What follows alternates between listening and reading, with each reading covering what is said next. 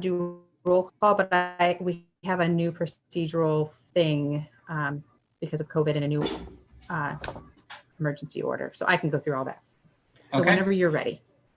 All right. Well, I'd like to call the November, actually, I think I have It says October at the top, but it is November 24. You are correct. Okay, I had all them. Okay. I'd like to call the November 24th Natural Feature Protection Review Board meeting to order.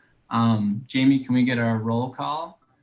Yes, I'd like to just mention that the meeting is being held electronically in order for staff, members of the board, and the public to comply with the new emergency order under MCL 333.2253, Gathering Prohibitions and Mask Order, which was issued by Robert Gordon, Director of the Michigan Department of Health and Human Services on October 29, 2020.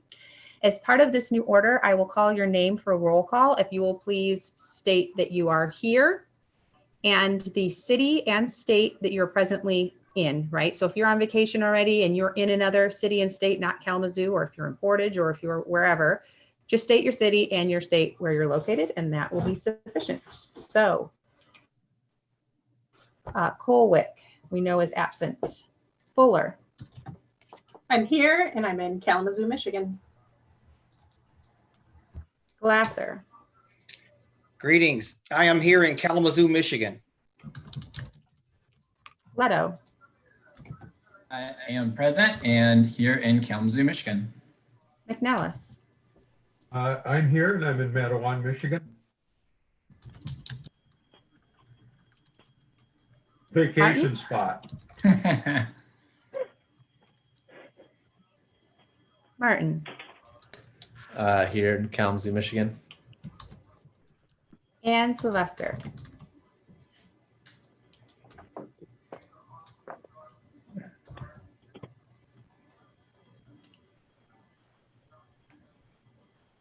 Sylvester, I think you're unmuted.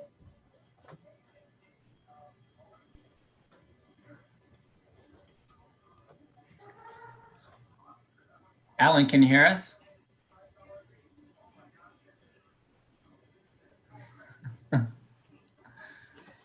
He's here. We'll let him tell us his location in a moment, and I will let you go ahead, Mitch. Yeah, I don't see a chat box option. I wonder if we don't have that with public meetings. Yeah, that makes a lot of sense. Okay, well, can I entertain a motion to excuse absent members Colwick? I'll motion. So moved. Second. Okay. Support? Yep. Okay. All in favor? Aye. Aye. Any opposed? Motion carries. Okay. And item D on the agenda for today is the approval of the meeting minutes from October 13th, 2020. And I didn't see anything of concern with the minutes. I did note as the chair that there was a kind of an initiative to start a subcommittee about Ashley had brought up the idea of reviewing the recommended species list, the prohibited species list. And Jamie, you had recommended putting together a subcommittee.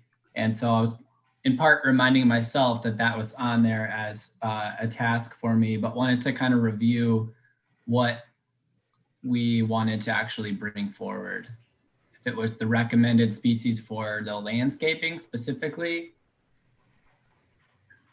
I think Ashley wanted to look at all of the different species lists. So we have a tree protected tree list and a recommended or a replacement tree list, and then there's a prohibited plant list. And I would recommend that maybe we revisit that idea and what that committee work on after tonight's meeting in light of more work we need to do on phase 2 of NFP.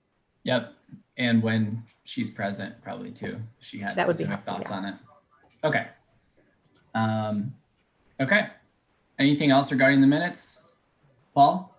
I move to accept the minutes from October. Okay, support? Second. Okay, all in favor? Aye. Aye. Aye. Any opposed? Okay, motion to adopt the meeting minutes from October carries. Item E on the agenda is new business, of which there is none for this particular meeting. I'm sorry, And- Mitch. oh, We may yep. have, did we adopt the agenda? Can we go back and do that? Oh, I jumped right over that. That's okay.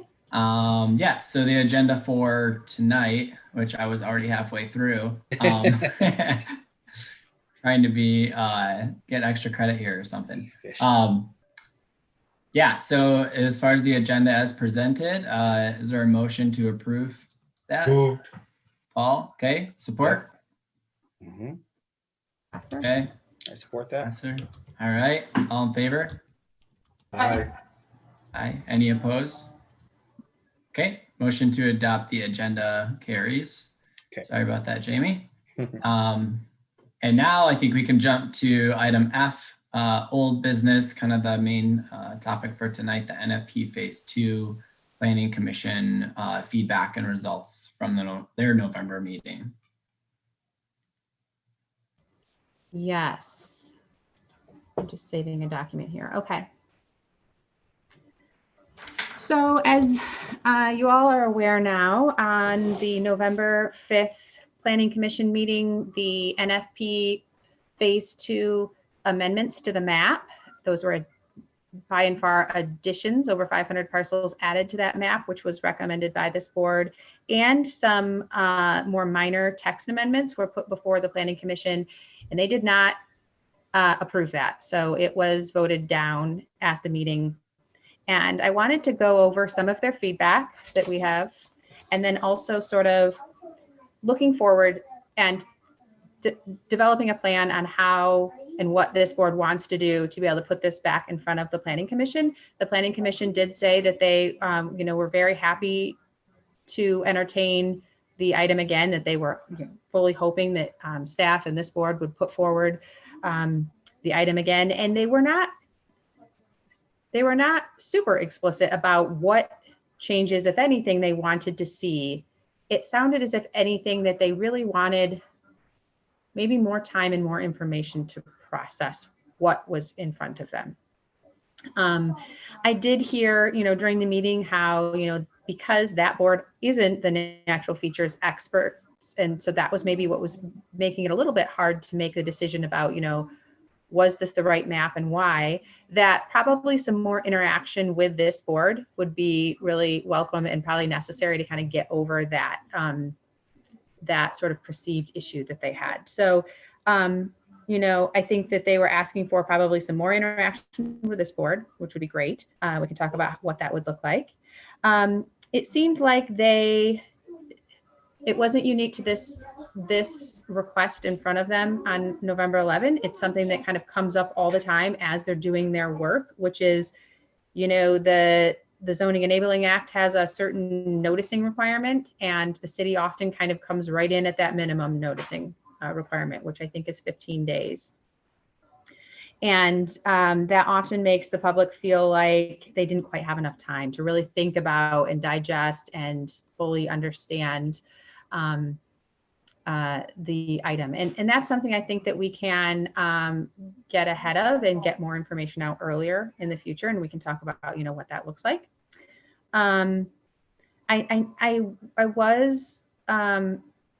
It did coincide with election time and all the extra ballots. And so I think that did us no favors. And, looking back, we probably could have timed that differently, I guess, but it would have been a delay anyway. So, so we certainly were faced with that challenge. We heard that there were concerns about whether, and I'm not sure if it's because of the way it was mapped, but, I think staff could do a better job of kind of explaining why we don't believe that there's legislative overreach in this ordinance in general. And then I did get feedback from one planning commissioner who was asking about, how do we feel about including Western Michigan University properties, for instance, or really any maybe county or state entity when the rules don't apply to those entities anyway. So we can certainly look at the parcels that kind of fall into this category. Perhaps maybe just more of an explanation that this type of designation would remain if the property were to sell. Maybe that's one of the things that we need to, put into our explanation. And also that by putting these rules on the books, oftentimes those property owners want to be good neighbors and good sort of corporate citizens. And so they often would take some of those recommendations into consideration anyway. I could definitely point to some examples of that, and that might help with the explanation to the Planning Commission. There were definitely some other recommendations that came up, which was, how do we get at whether people want to see their property in a couple of situations, right? We had at least one property. It was actually a city-owned property, but the neighbors really wanted it to be added in. So would there be a process for being able to voluntarily add properties? I think that gets a little tricky because if they weren't identified through your process, what makes something in and out starts feeling a little bit subjective. And then there was a question about, is there like a full NFP designation and then like a lighter version? Like we have a neighborhood buffer designation in our zoning code, right? We get different levels of intensity in zoning. So I understand why the recommendation came up because I think it's a very zoning kind of concept. I think it gets challenging with NFP, right? Why would we hold different properties had different rules on the same, right? The same feature. So I think there might be some different ways to get at that. Same sort of concept maybe that had come up during the meeting. But I wanted to open it up to all of you for a few minutes because I know a lot of you listened to and streamed the meeting. And so was there feedback that you had heard or things that kind of resonated with you or things you wanted us to consider from the feedback of the Planning Commission?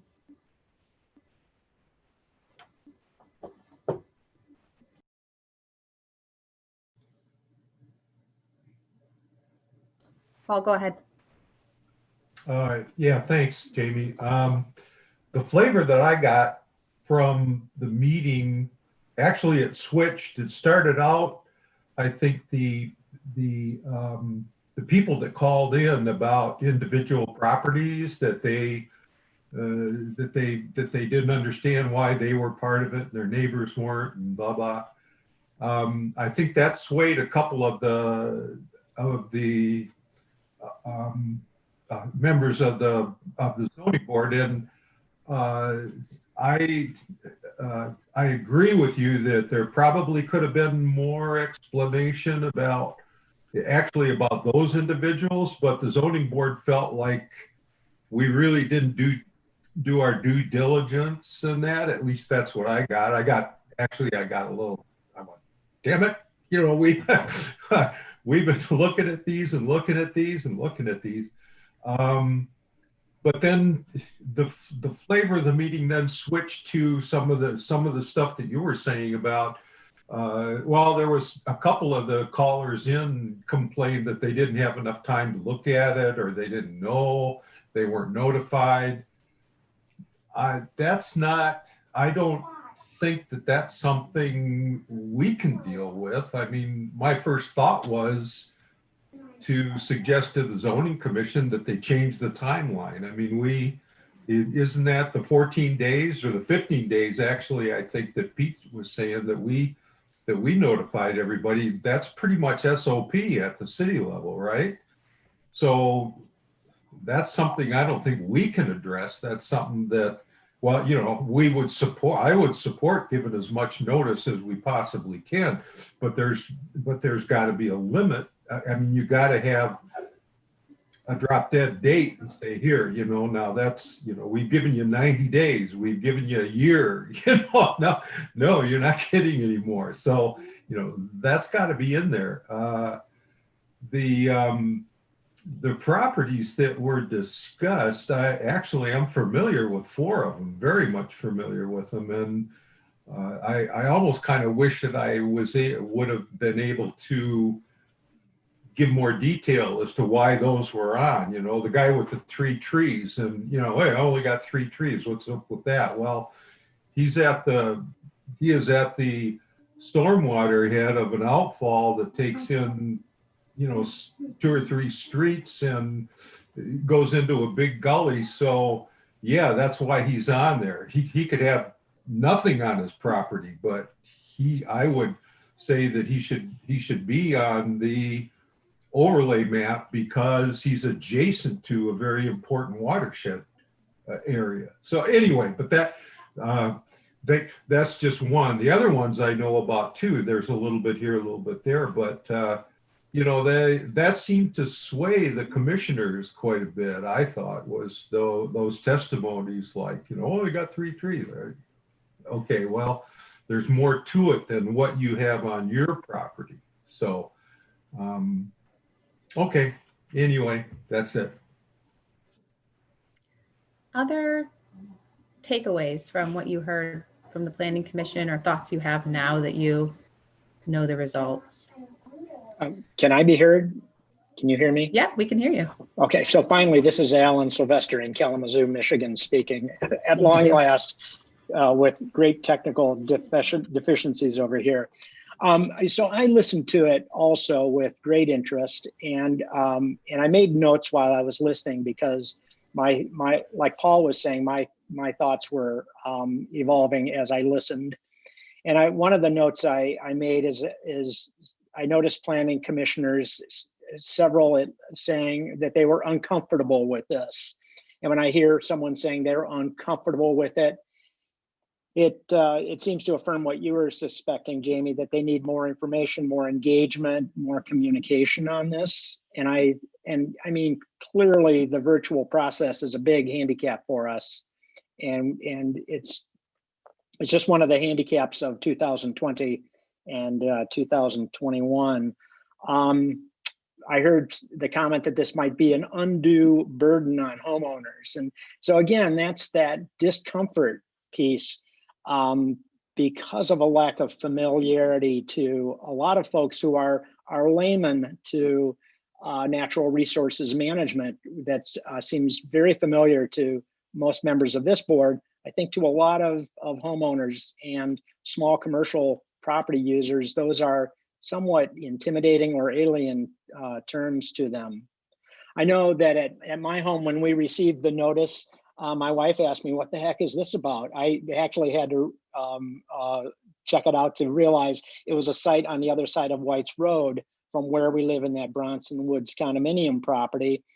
And I know that notice very well, that statutory notice that you get when there's planning and zoning changes, but it's not a very friendly notice. And I know it's a statutory notice, and I know it has to be sent with statutory timeframes and to a certain a radius around properties. But if there were any way to additionally communicate to soften that up for the average homeowner who might even pride herself in being an informed citizen, who gets this and wonders, what the heck is this? It looks negative to that homeowner, I fear.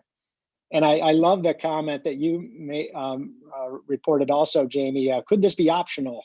I thought that was, I mean, again, it's, you know, it flies in the face of city planning and those concepts, but it, again, reminded me of how unfamiliar this was to a lot of folks who are not as well informed as you folks are, or are not as engaged in this as you have been for several years now. To some of them, it's a very new concept. And so I think it's going to take more time, we now know, for them to become familiar with it and even supportive of it as well. So those were some of the just sort of man on the street comments that I had as I listened to it.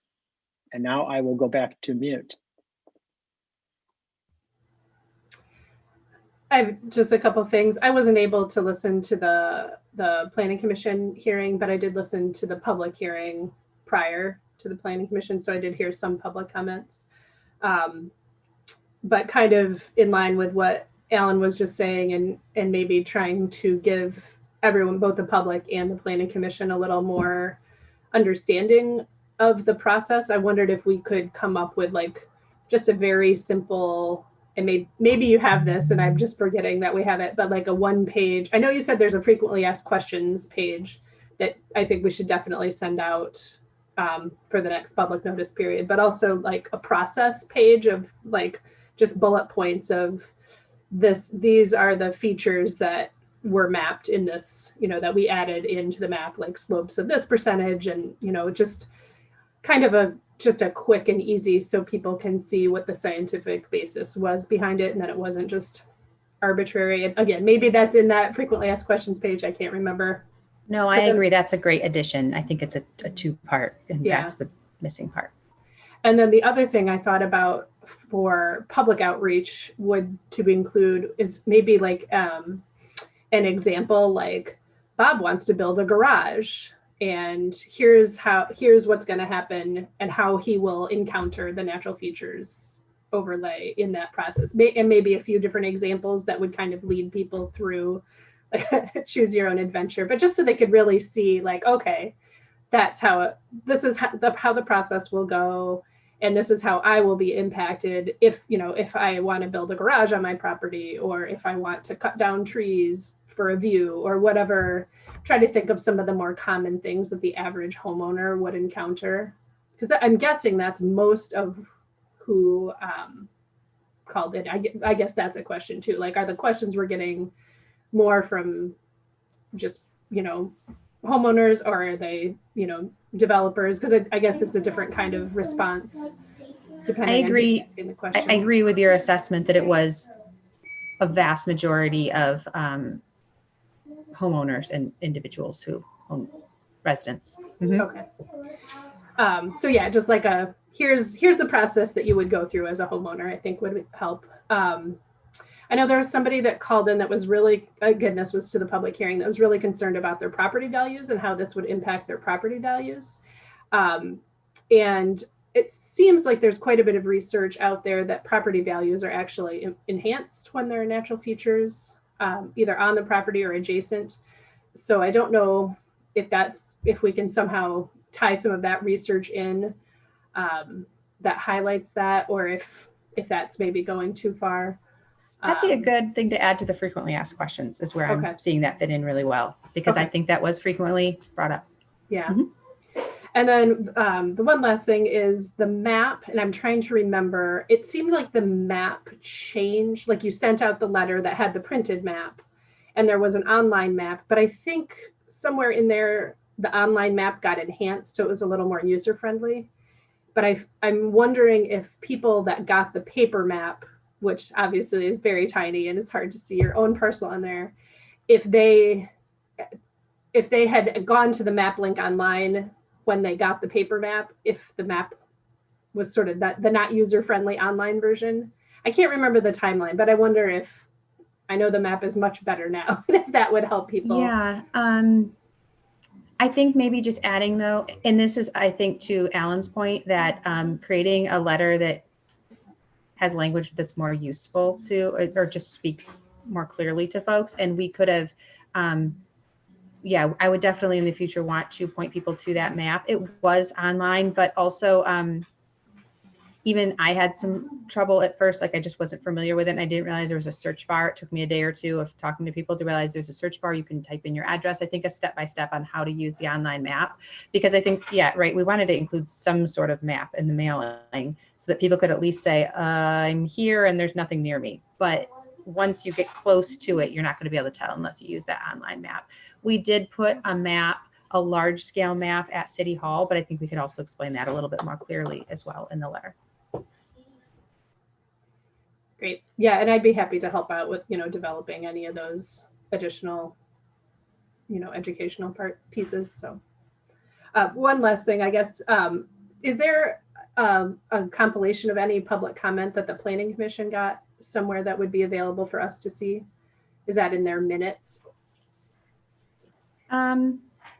Let me compile and send that to you. So with their agenda packet, which is sent out 1 week in advance, we had made sure we included all public comments up to that point.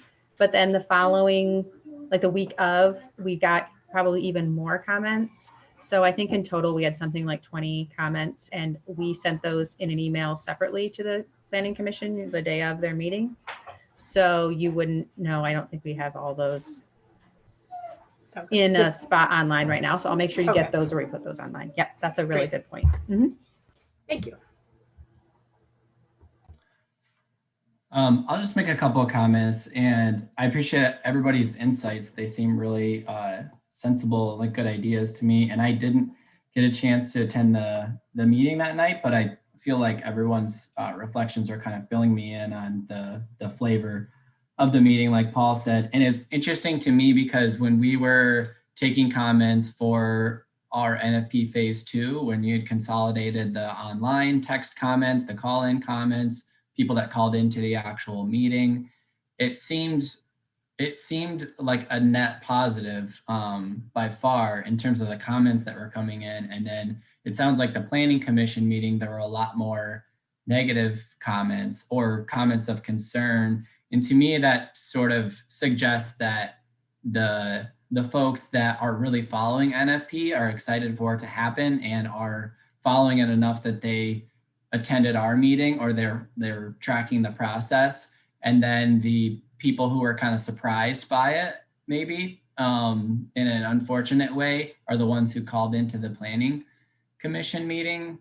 And so I thought, I'm imagining like a pie chart or something like that. If we could quantify the number of comments that we got, it seemed like we got quite a few, but the number of comments that we got during the NFP phase 2 process and how many of them were neutral, supportive, opposed, whatever, just different ways to sort of, rather than, I don't know if the Planning Commission gets attached to one particular, like I don't want to say squeaky wheel, but like one particular story that seems like something they don't want to be burdening people with, but is that representative of the overall commentary?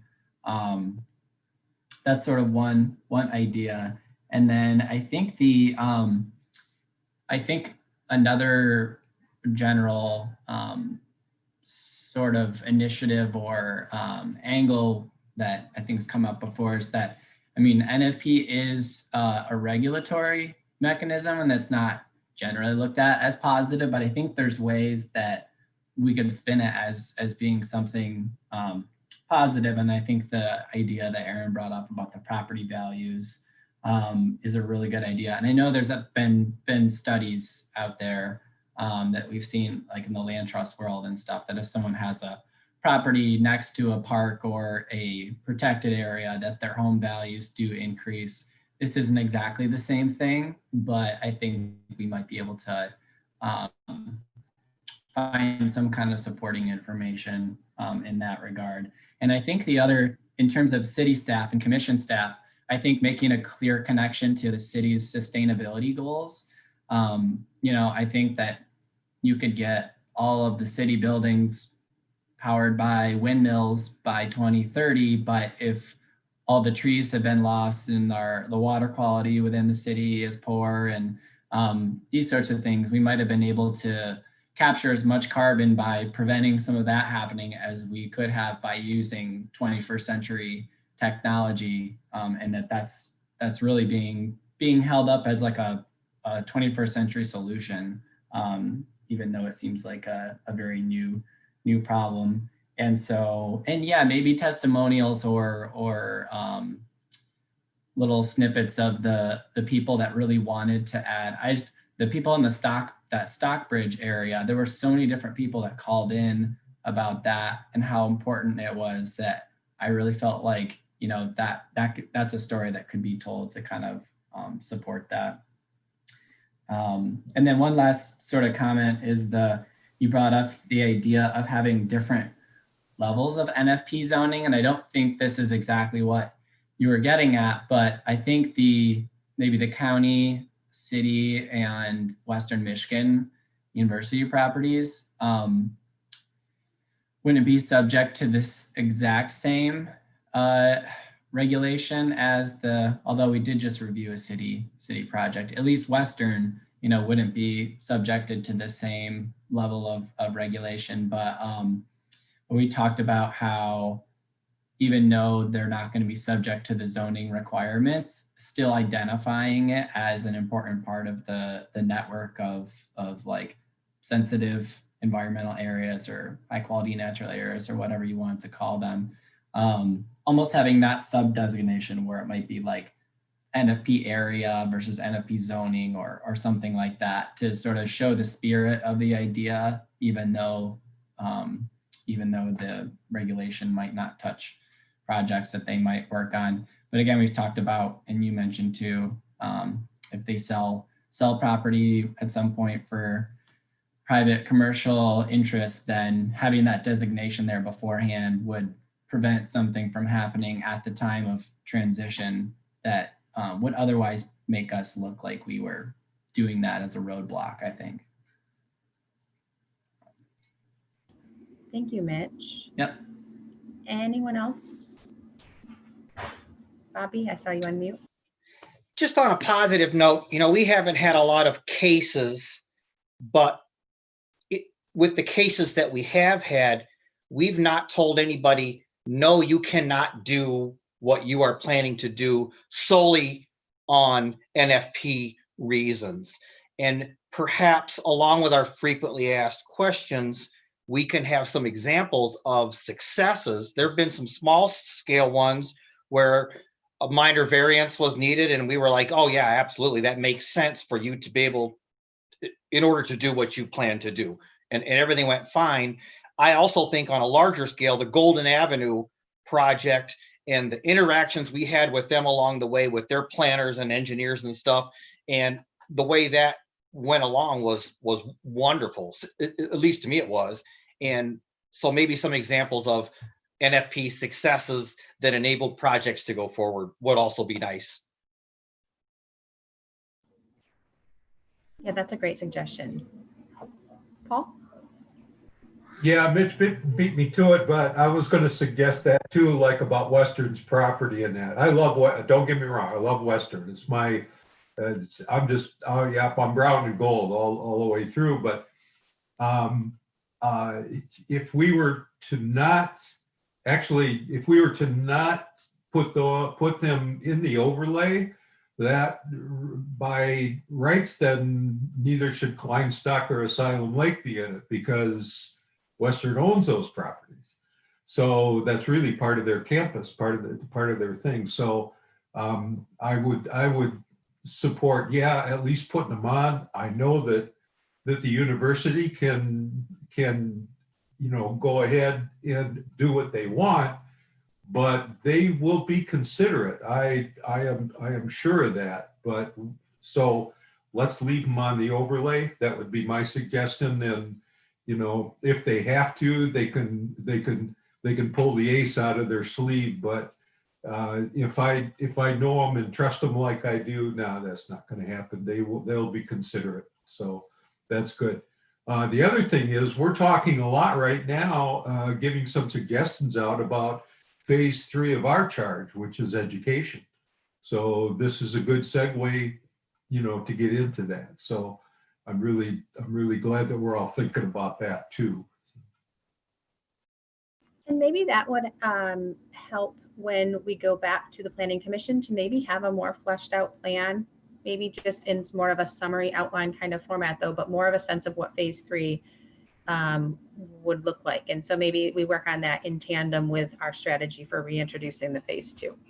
I also thought that, looking back, we had opted to, let's try to get this map amended, and just for the volume of work for a volunteer board, we'll take on a big change to any amendment to the text in step 2, or in a separate time maybe in the future. And I'm starting to change my thinking on that and feeling like if we're going to make a big change, let's do the map and the text amendments and have those go hand in hand. I would also notice or like to mention when I think about feedback, right? I interacted with probably over 50 people on the phone, 50, 60 people on the phone, right? So part of that would be some of the volume. If we had a better letter with more information, my staff time would be better spent on the people who have real concerns or really want to sit and talk in more in depth on their about their property. And we were pretty inundated with lots of just small questions that were very easy to answer. I will say that I did keep track of people's responses, whether they were a proponent, whether they were pretty neutral on it, or whether they were opposed. And probably half of the people were a proponent of NFP. Many people were neutral, like, that's good, but doesn't impact my property. So I marked them down as neutral. We had very few opposed, and we didn't get to discuss at length in the Planning Commission. That's typically kind of what staff would have expected the next step would have been, is, okay, talk to us about these properties, and we would have given more explanation to them. But as Paul mentioned, we kind of got down some, the Planning Commission, they started talking about some of the things that they were uncomfortable with. And so we just didn't get to individual properties. So I think that we'll be able to explain those more in a future meeting. But also I fully recognize I want staff to be able to spend more time with those individuals with concerns on their own properties. That the shorter timeline just didn't give us that time for engagement. So we need to work on that. So I wanted to talk about a couple of things today, but mostly just thinking about what the next several months looks like. So I want to talk about the map, and then I want to talk about some of, I think it was just sort of one issue in the standards that seemed to trip people up the most, or people had the most concern about, and do we want to think about that standard some more and making some changes to it? And then I wanted to talk about what we do for public engagement and how we change that up a little bit in the future to make sure we're really giving folks the time and the engagement that they need with this before putting it in front of Planning Commission. So first, with the map, I think one of the issues that I heard planning commissioners bring up was maybe that it felt like there were some inconsistencies, or there were some sort of maybe random parcels that found themselves in a little bit of an island and their neighbors weren't included. We will always face the issue of why on my side of the road and not on the other side of the road.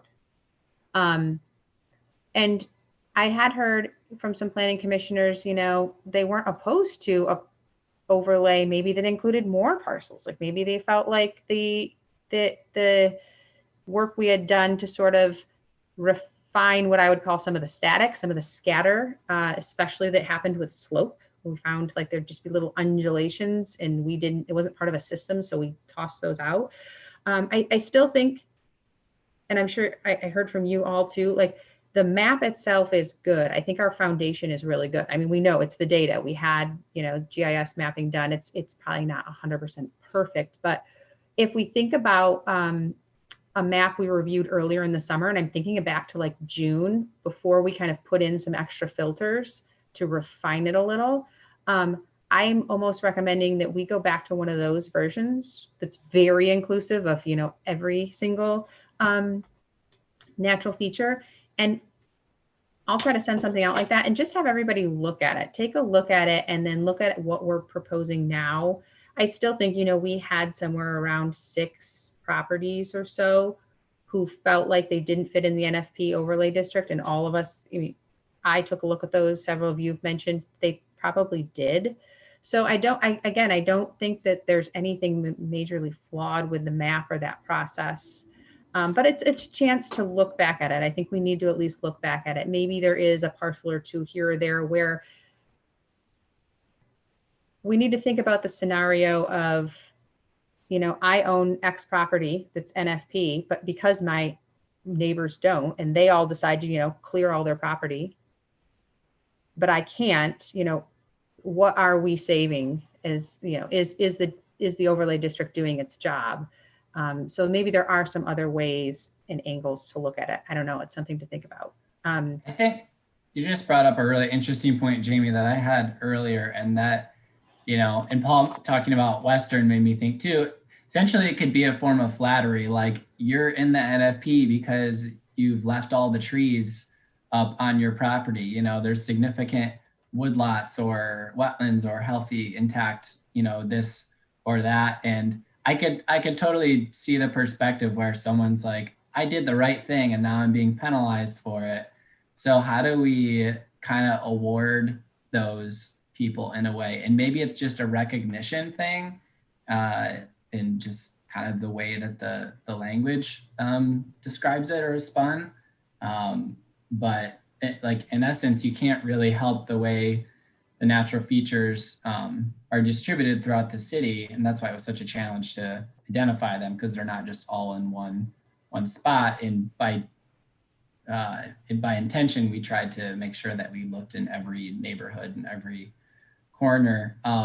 The other thing that would probably be a little bit challenging graphically, especially now I think Nolan's gone, right? Is that you could almost have, if you have a checklist of our 5 natural features or whatever, is there any way that, and it'd be a lot of work, but like every parcel that was selected, we could say, well, it's got wetlands, it's got slope, it's got tree coverage. And so it's got 3 out of the 5 features or whatever. And I'm imagining like a little legend where people could check on and off all the parcels that have forest on them and all the parcels that have wetlands, in terms of the whole, why is my neighbor not in and I am, to be able to address those questions without you having to field 100 phone calls.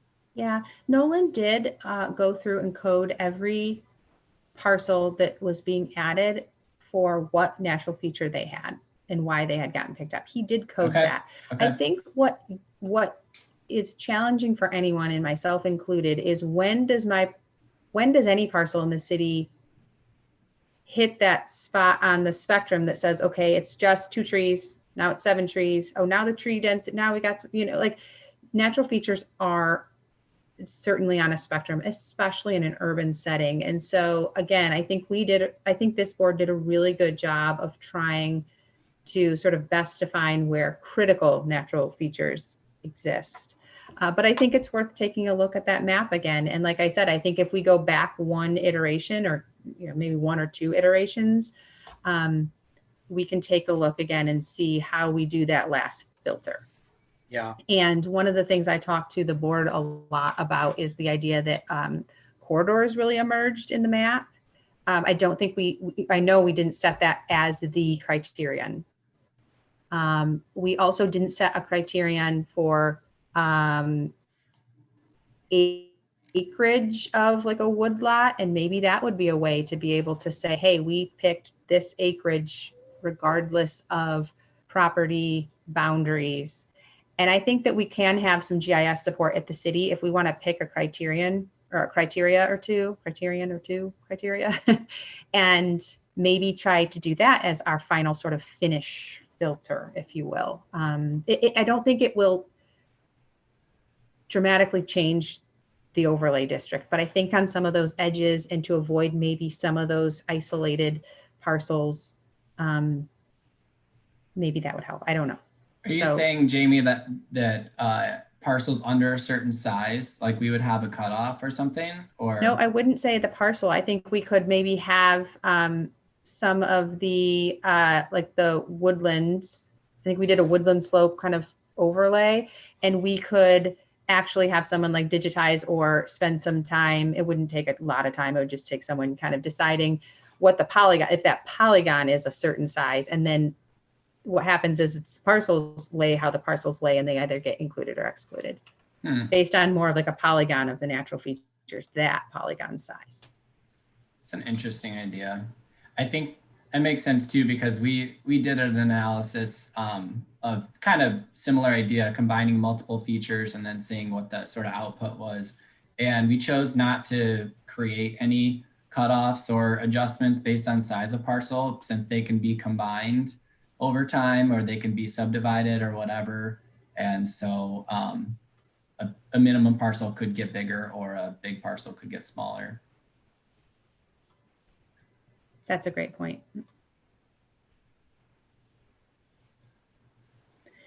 And just one more comment regarding our review of this planning commission presentation and the disappointing outcome of it.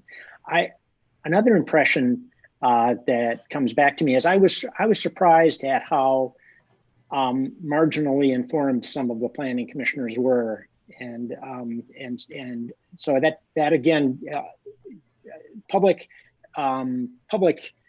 awareness and raising public information awareness is a big task, but certainly the planning commissioners can be brought along to a higher degree of understanding. And I don't think that they were entirely being influenced by the concerns they were hearing. I think some of them were voicing their own personal opinion or their personal take on things, and so that could target some of our focus as well. Just thought I'd throw that in. Yeah, Alan, that's a good segue, because this is the sort of the third area. So I'll go back to number 2 in a minute. But the third thing I wanted to talk about was, what does a more extended engagement period and a more effective engagement period look like for us? And so some of the ideas I had noted here was, certainly we can extend that 15-day notice period. I'm even thinking that we may want to focus our time and energy in engaging the actual property owners who are up for rezoning, getting their parcels added to the overlay district. We could send them a letter sooner to make sure that we do something like the town hall again. We provide them with more information. I think even a step before that is getting to more neighborhoods. I mean, certainly I was doing a lot of this engagement last summer when neighborhoods were still not even quite meeting virtually. And so now is either a good time to get to their virtual meetings, because I think they're now all starting to do virtual meetings, or perhaps we do a real face-to-face meeting sometime. I can't even imagine that. But I think there are more avenues now and in the next 3 months than there probably was when we were doing our engagement during the summer. So getting into the neighborhoods, providing them with more information, and then engaging more directly with just the regular or just the property owners whose properties are being impacted, and then still doing the regular notice letter to all owners plus 300 people within 300 feet. That could happen certainly within that 15, or maybe we make it 25 or 30 days or something like that. Jamie, I don't know what specifics you're thinking on that, but if there's virtual, like just neighborhood association meetings that are happening, and being like an efficient kind of point body to cover a larger area to answer some of those questions, like I live in the Vine neighborhood, I'd be happy to sit in on their meeting and just do like a 5-minute explanation about what we've been doing and what it means, or even like adjacent neighborhoods. And I think obviously it would make sense if there's folks on the board that live in the city to match them up neighborhood wise. But I don't know if that's something that we could do, where we could have like a representative member sit in on different neighborhood association meetings or something. That sounds great. So I think that's one key thing we can do. I had also put on my list that getting to the Planning Commission and doing a presentation, maybe with 1 or 2 board members, right? If we can get maybe a point person who's going to be that liaison to the Planning Commission through this process anyway, that would be really valuable. I think Alan's absolutely right. And as a voluntary public board member, you probably can appreciate that, you get the packet, you get the information. I know a lot of the planning commissioners even participated and listened to the town hall, but just having a little bit more time, and I think, and interaction with it and ability to ask questions. If we were able to get on an agenda, a month or 2 ahead of time and give an informational presentation and allow them to ask questions, that would go a long way. So I think that's a great strategy. And I think, Alan, I'm glad that you kind of felt that is probably a good solution as well. And then I think that, again, being able to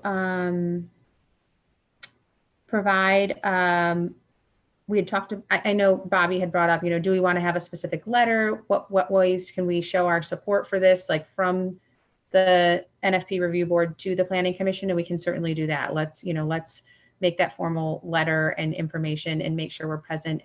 I think that maybe it was Paul who said, we live in, Paul or Alan, we have we're limited in this virtual world where you all planning commissioners would have seen you in the room or like had a sense of your participation. And when you're just at home streaming this, you're really kind of blind. Like right now, we don't know who's streaming this. So it doesn't feel like you have that support of them in the room that you would at a regular meeting. And so we can do that in different ways. We can make sure we're sending letters. And then also, I think I've heard from quite a few community members who had been quite engaged or who had been very engaged, who maybe made comments or submitted comments to you all in the earlier stages.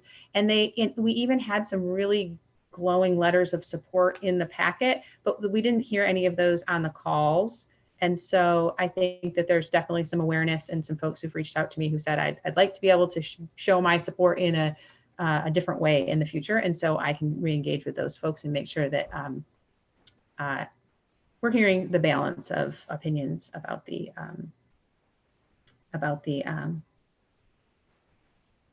overlay, and probably some edits to the actual standards as well. That was one thing that I think, if I had one big takeaway on what made people feel uncomfortable. So we definitely hit on one of them, which was, I don't know how this is going to impact me. And it became very hard to tell that story without, it's usually easier to have someone say, this is what I think I might want to do. Can you review my project in light of the rules? That becomes a much easier exercise. So in one way, I'd like to be able to give people maybe some sort of process to get an explanation of why their property is included, or if they had a specific project, how would it impact their property? And so again, maybe providing some more one-on-one time for questions, or some sort of, maybe not one-on-one, but like a format, like either if it's a working session or something for people to, staff can be available to answer those questions for them. It was too tight on time to really help like answer those questions. So I think staff needs to consider how we do that in the future. And then I think the other big takeaway I had was there seems to be a lot of concern about the tree standard. And I did hear planning commissioners kind of ask about that undue burden question. And I think that, overall, I don't think there's an undue burden on people who own property within an NFP district or not, except that there is a part of the tree standard. This didn't come up specifically, but if I think about it, there's a part of the tree standard that requires that you have a professional, like arborist or someone with professional credentials, come out to your home and view the tree and make a justification for why it be removed. And then they just have to follow the rule, but we don't have a process in place or a permit in place that we follow up and make sure they replant trees. People did seem concerned with the tree planting replacement ratio was really high for a residential parcel, right? If you cut down a tree that's 30 some inches wide, you have to put in 15 2-inch trees, or even 9 2-inch trees. So I think there's reason to revisit the tree standard, because by and far, a lot of people felt like they would say, I'm very supportive of this. I clearly have been taking care of my property for years or decades, and I value the nature there. I know the value of it and want to protect it. But to have these very rigorous rules on me is concerning. So do we need to maybe look at the tree standard in particular, or some of the other standards? And are we accomplishing the same thing? What are we accomplishing by having those rules on the books, right? It seems like NFP for sure has been very valuable in the site plan review process. But at the residential level, I think we need to think a little bit more about what's at risk for being lost, because typically we're not seeing, it doesn't seem like we're seeing large tree clearing by a resident. But that maybe would be the concern. So, what rules are really important to stick with, and make sure we try to work harder at making sure we can enforce those, instead of having so many rules that we're not really enforcing or being as effective. I don't know. I think that there's a balance there. And I think if I had one takeaway, it was that people were pretty uncomfortable with the tree standard. Individual residents were uncomfortable with the tree standard. Yeah, I agree. And I can see that, especially for real small residential parcels, and we didn't have a minimum. So some of them could be really, really small. I mean, there is obviously, like, we're, 150-year-old oak getting cut down is just a substantial change to the natural feature. So there should still be something. But I think we've kind of wrestled with that idea of like currency, you know, how big of a lake buffer is 150-year-old oak worth? And I just think that we're never going to be able to come up with like a table of exchanging features where you have to do X number. And so, because it's always going to come down to, you know, being subjective and having judgment calls about what it equals what. So I totally agree. And I think, I don't know if the solution is to just have an open discussion with the NFP board as far as what they might be able to do to replace that, you know, to leave it sort of at the whims of the board to come up with a creative solution so that you're not beholden to rules that are impractical. As I can see, you know, on a commercial site or like a big project, if you have to clear trees, you're probably going to be doing your landscaping process anyways when you're putting it all back together. And then it would be practical to just include more trees in that process versus a, you know, parcel that's 1/10 of an acre and has 6 mature trees on it. And you could plant them, but there's no room for them to mature anyways in the first place. So yeah, not great answers. But again, I don't know. I assume that it's not just like city arborists, city tree staff are sitting around twiddling their thumbs waiting for an opportunity to go help homeowners, but is there anything like staff time or volunteer assessments or something that like we could offer them? But yeah, I agree with that too. It's definitely worth a discussion. Mm-hmm. You know, the idea was thrown out there earlier about having different levels. And that's a pretty big box that I don't think we want to open. However, if there's one area where that might be applicable, and this is true with any kind of zoning rules, whatever, is commercial versus residential. And so that might be one area where we look at things and say, there are these standards for commercial properties and these standards for residential properties. And I don't know if that's right either, but those lines do make sense sometimes. And Bobby, I think one way that the code already uses that distinction on a little bit different category, I guess, but it's if a project requires site plan review, certain rules come into effect. And those site plan review is going to be for basically non-residential. Well, not even non-residential. Single family and duplexes will never do like a site plan review. So then it's everything else. That's multifamily. So that's still residential, but it's multifamily, you know, apartment complex. It's even the smallest retail, manufacturing, any of those zoning districts. So that becomes a really nice way, and something that's already a precedent in the code, which is if you go to site plan review, it triggers certain rules. But I agree with Mitch too. I think we need to think about this a little bit more and a little more closely in terms of what natural features are at risk of being lost by, you know, just sort of wholesale tossing out a rule or making it triggered by site plan review only. And we could come to the conclusion that the risk is very low of losing lots of natural features, or we might come to the conclusion that, you know, it's death by 1,000 cuts and we need to, you know, keep these rules in place, but maybe modify them slightly. So I think those are all the takeaways that I had. To that end, I think that I'm starting to already envision or hear maybe that we should, maybe we do have a subcommittee that thinks about like those planting lists and makes a recommendation to this board at a public meeting, right? One of our regular monthly meetings. And they could look at the tree standard as well. Like, I feel like it'd be the same couple of you on the board who have expertise in that area could take a little bit closer look and as a committee, make a recommendation to the board as a whole. I also want to think about the map. And in part because we did get a little bit of feedback about, it was one comment, I think, but there were 26 parcels that were recommended for removal from the NFP.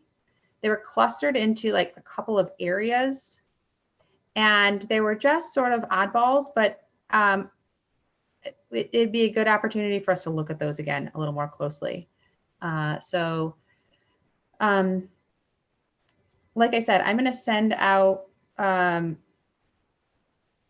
send out the link to the map. I still think it's up. I'll send out one of those older versions of the map too, or earlier versions. I don't want to say older, earlier versions.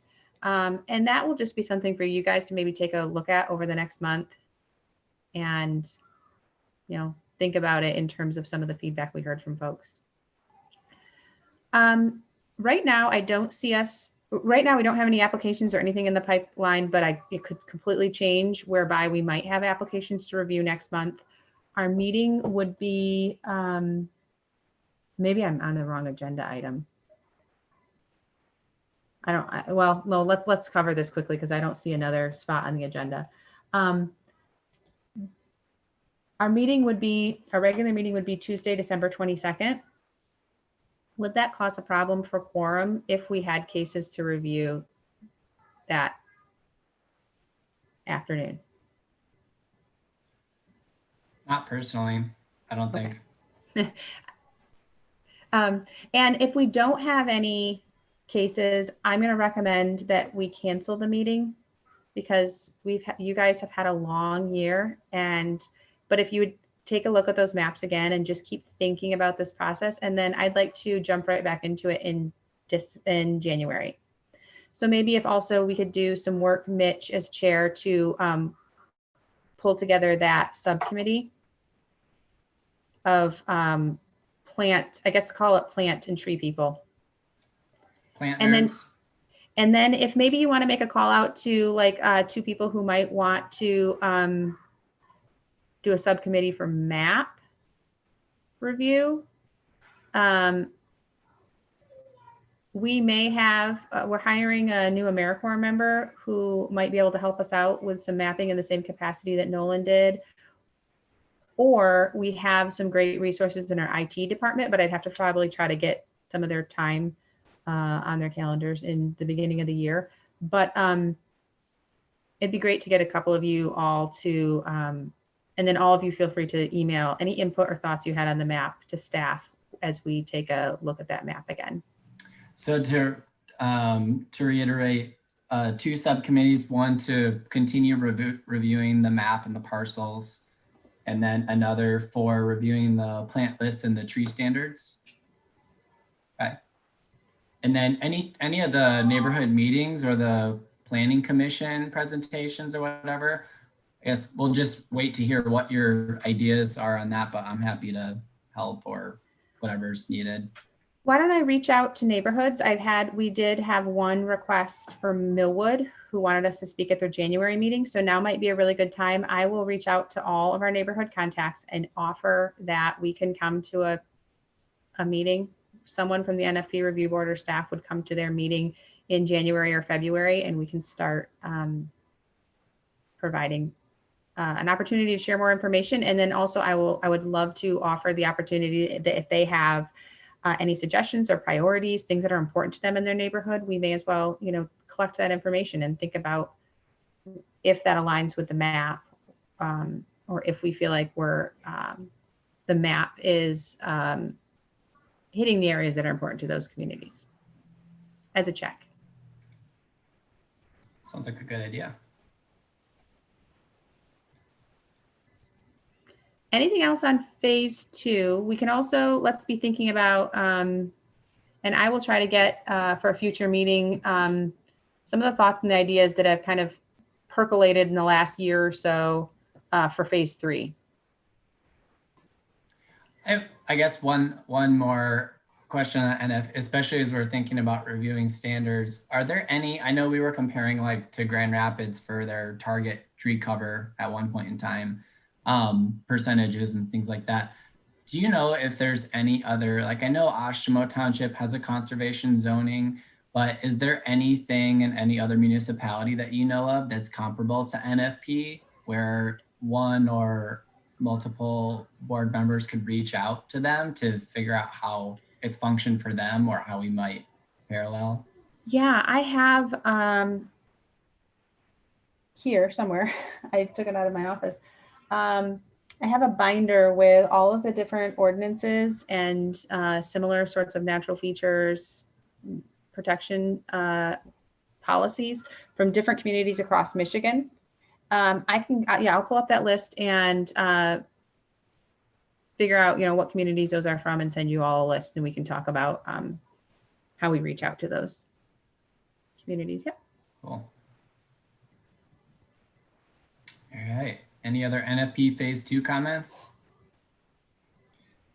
Well, Mitch, I'm going to get real busy designing these yard signs and bumper stickers that say "Proud owner of an NFP property." So at the next commission meeting, there's going to be people lining up saying, "Well, how can I get one of those signs?" So. Yeah. You sound like you're fresh off of campaign. Let's go right there. Swag. It's called swag. People love it. Awesome. Great. If there's nothing more on NFP Phase 2, item G on the agenda, general board comments. Or I would just add items. I would just add a comment, since we've been rehashing what we can do better and what didn't go as perfectly as planned. I do think that Jamie speaks really well for us in all of these meetings I've attended. Yeah, you really have a nice presentation style, very effective, but it's also very, there's a friendliness coupled with your professionalism that I really admired, Jamie. Hear, hear. Well, thank you. I appreciate that. And I look forward to continuing the conversation. I think that it's going to go, it's a process, and this was a bump in the road that is probably going to yield something even more positive. And I'm really looking forward to having, one of you or two of you help kind of round out that tripod or that three-legged stool. And I think it'll be even more powerful going to the Planning Commission and just demonstrating the value of this to the community. I feel like there were so many people who were very positive, even the people who felt like their property wasn't a fit or they were uncomfortable with parts of it. In concept, they agreed with it. So it just means we need to kind of, tweak and continue to listen to that and do more work. Mm-hmm. Yep.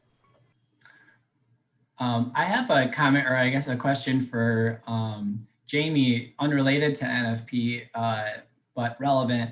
I saw today in my email, the Michigan DNR has a community forestry grant program, and the 2021 recipients, actually Kalamazoo Nature Center was listed as well. So congratulations, Kyle. But the city of Kalamazoo was listed as a $20,000 grant for a city street tree inventory. So I wondered if I assume you are involved with that, if you could tell us about what that means. I will give credit to a different department in the city. So forestry is part of public services. And we have a new forester who started, or forestry supervisor who started earlier this year. And also a new division manager who has been really thoughtful about city street trees. We have FFE dollars too. There's going to be, I think it's over $100,000 available for tree planting this fall. They've started it. So with that investment, they knew that they needed to have a more updated inventory. And I also will say that I've certainly heard from the department asking about sort of what does NFP do, and how can we maybe not duplicate, because NFP's the most rigorous environmental standards for some of the, most naturalized areas. And they're talking about, they deal with the city's tree committee deals with every tree in the city right of way. So it's a different situation, but talking about how do we maybe coordinate or share information between this board and the city tree committee. And so I think in 2021, we should look at maybe somehow having some sharing. Maybe it's, if it's a person from this board that maybe can give a presentation or join a tree committee meeting and kind of see how they operate, and maybe the same. Maybe they could have someone join our meeting. So they're doing the inventory in 2021 then, or? I think that's the goal. I don't know the exact timeline though. Okay.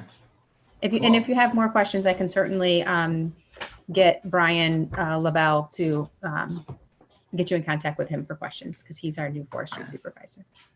Interesting, kind of concurrently too, because it would be cool to take, if someone had to cut down a tree in a small residential area, to somehow take some energy from that, put it into city tree planting where there's gaps where we know we want street trees, so that we have like a net, no net loss or something like that. But cool. All right, any other board comments? All right, any citizen comments, Jamie, tonight? We have IT here. Do we have any public comments? Yes, we have one comment for today. Thank you.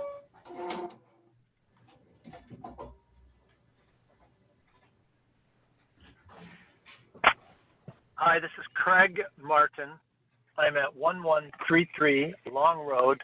I'm calling with respect to your upcoming NFP meeting this afternoon at 4 p.m. and want to reiterate what I previously requested, and that is that you look at my residents, and frankly, as well as the others that have also given you comments, and actually make an on-site determination as to whether or not the overlay map as proposed is appropriate. I do not think it is. I do think that under the circumstances, you should in fact make an on-site visit to do that. And actually, I would go one step further, and that is, I don't think you should be imposing these restrictions on any residences. I think that in effect, they should be grandfathered. Otherwise, this constitutes a taking, I think, as a matter of law. And that should be something that the Planning Commission avoids.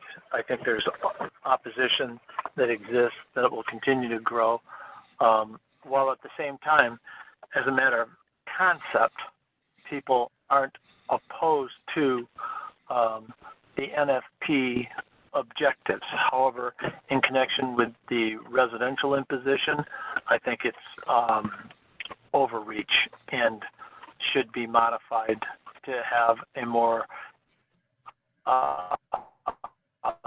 reasonable and frankly meaningful application. Thank you. And that's the only comment for today. All right.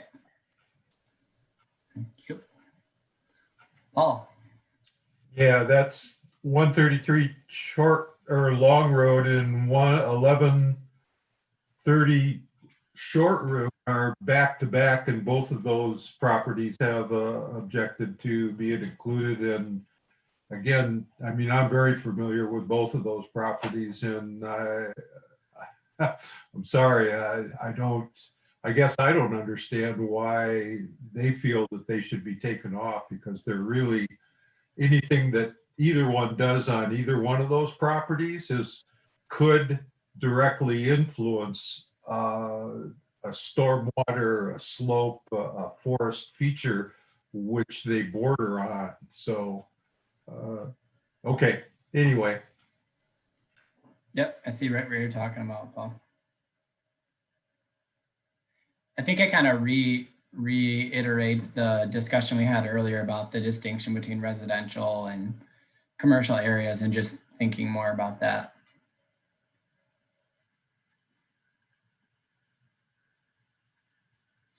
Cool. All right. Well, if there are no other citizen comments or anything else, then I think we can adjourn the meeting.